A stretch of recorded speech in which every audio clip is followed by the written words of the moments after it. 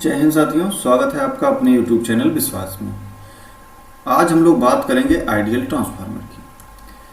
तो अगर आपके लिए ये सेशन हेल्पफुल होता है तो चैनल को सब्सक्राइब करिए, वीडियो को लाइक करिए, शेयर करिए और अपनी तैयारी को बेहतर करते रहिए। आपकी तैयारी को बूस्ट करने के लिए मैंने ये सीरीज चलाई है, ठीक है। इसमें छोटे छोटे पॉइंट को लेके, छोटे छोटे टॉपिक को लेके उस पर डिटेल्ड सॉल्यूशन करेंगे हम लोग, जिससे आपको जो है एक टॉपिक जो है आपका एक बार में क्लियर होता चलिए। तो आज हम लोगों का जो प्रश्न है वो आइडियल ट्रांसफार्मर से है। तो आज हम लोग जो भी बात करेंगे आइडियल ट्रांसफार्मर के बारे में बात करेंगे। चलिए प्रश्न पढ़ते हैं। Which of the following is correct for an ideal transformer. ठीक है, आइडियल ट्रांसफार्मर के लिए कौन सा ऑप्शन जो है वो आपका सही है। तो ऑप्शन पढ़ लेते हैं। EMF per turn in primary equal to EMF per turn in secondary winding.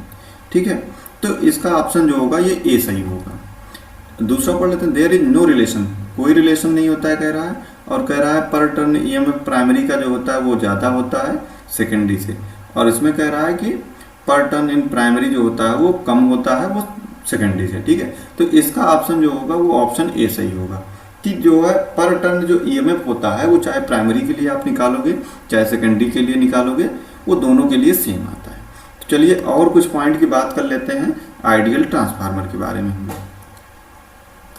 Ideal transformer, पहले तो हम लोग इसका डायग्राम बना लेते हैं। ठीक है, मान लीजिए ये आपकी हो गई कोर। ठीक है, ये कौन से टाइप का है? ट्रांसफार्मर की कोर जो होती है वो दो टाइप से होती है, उस हिसाब से दो कैटेगरी में बांटा गया है। एक तो होता है कोर टाइप ट्रांसफार्मर, ठीक है, एक होता है सेल टाइप ट्रांसफार्मर। ठीक है, तो अभी हम लोग कोर टाइप को बना लेते हैं। इसमें दोनों में अंतर क्या होता है, चलिए बना ही लेते हैं।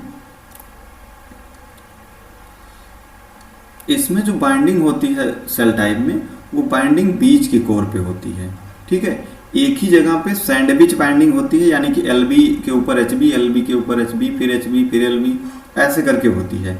ठीक है, और इसका जो फ्लक्स होता है, फ्लक्स जो होता है आधा फ्लक्स इधर से आता है और आधा फ्लक्स जो होता है वो इधर से आता है। जबकि इसमें क्या होता है कोर टाइप में, इसमें बाइंडिंग जो है प्राइमरी बाइंडिंग आपकी इधर हो गई और सेकेंडरी बाइंडिंग आपकी यहाँ हो गई। ठीक है, तो इसमें क्या होता है ये फ्लक्स निकलता है यहाँ से और से पूरा पूरा फ्लक्स जो है वो कोर से होते हुए एक बाइंडिंग से निकलता है दूसरी बाइंडिंग से लिंक करता है। ठीक है, तो आइडियल ट्रांसफार्मर की बात की जा रही है, यानी कि सारी चीज़ें इसमें आइडियली रहेंगी, यानी कि जो भी बाइंडिंग का जो मटेरियल यूज होगा तो ऐसे मटेरियल की बाइंडिंग यूज की जाएगी जिसका कोई रेजिस्टेंस ना हो। ठीक है, यानी कि पहला पॉइंट क्या निकल गया, नो बाइंडिंग रेजिस्टेंस। ठीक है, बाइंडिंग का कोई भी यानी कि रेजिस्टेंस जो होना चाहिए वो जीरो होना चाहिए। एक फार्मूला आपने पढ़ा होगा रिलक्टेंस का। ठीक है, reluctance S equal to L बटे μ0 μRA। ठीक है, इसमें ये μ0 μR ये है क्या, ये है आपकी परमेबिलिटी।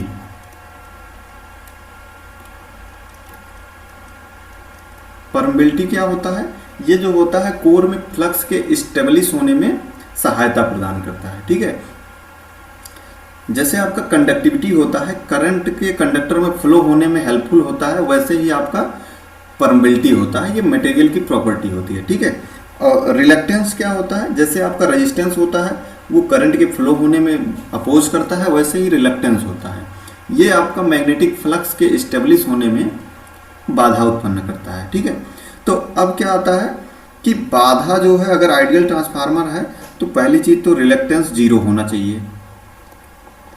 रिलक्टेंस जो क्या होना चाहिए वो जीरो होना चाहिए। ये जीरो होगा कब, परमेबिलिटी जब होगी अनंत। ठीक है, तो परमेबिलिटी क्या होनी चाहिए, परमेबिलिटी क्या होनी चाहिए, ये होनी चाहिए इनफाइनाइट। ये जो कोर बनी है जिसमें ये फ्लक्स आपका जाता है, इस कोर की परमेबिलिटी जो होनी चाहिए वो इनफाइनाइट होनी चाहिए। और क्या होना चाहिए, रेजिस्टेंस नहीं होना चाहिए, रिएक्टेंस भी जीरो होना चाहिए। रिएक्टेंस जीरो यानी कि जो आपका लीकेज फ्लक्स है, लीकेज फ्लक्स जो है ये भी जीरो होगा।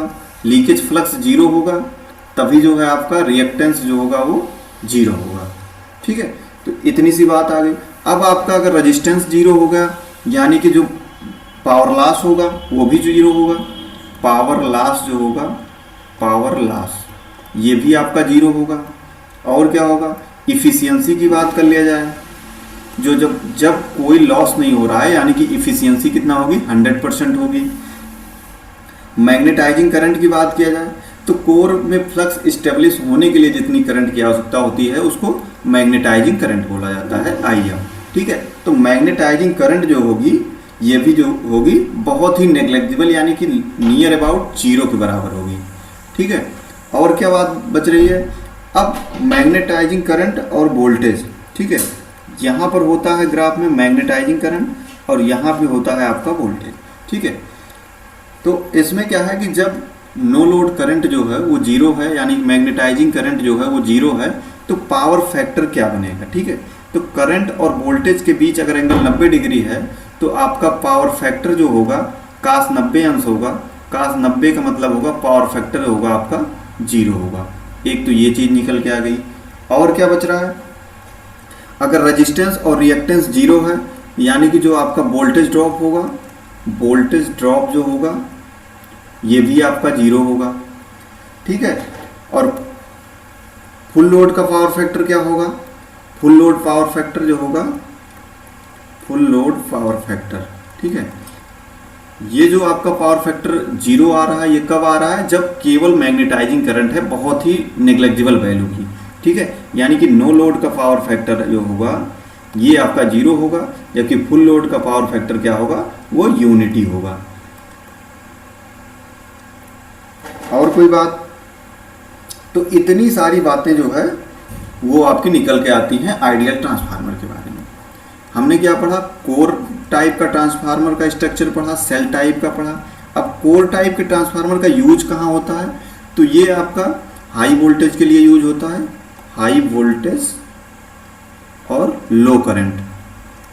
लो करंट जनरली इसी ट्रांसफार्मर का यूज किया जाता है। और जो सेल टाइप का ट्रांसफार्मर होता है इसका भी कहीं कहीं यूज किया जाता है, जैसे वेल्डिंग पर्पज के लिए, वेल्डिंग पर्पज के लिए इसका यूज किया जाता है। ये इसका जो वोल्टेज होता है ये लो वोल्टेज होता है, लो वोल्टेज हाई करंट के लिए यूज होता है। तो इतनी सारी बातें निकल के आती हैं। तो इस प्रकार से लगभग 10-12 प्रश्न जो है, 10-12 प्रश्नों के जवाब जो है आपको इस आइडियल ट्रांसफार्मर से निकल के आते हैं। तो आप अपनी तैयारी को बेहतर से बेहतर बनाते रहिए, अपना ख्याल रखिए, पढ़ते रहिए। जय हिंद।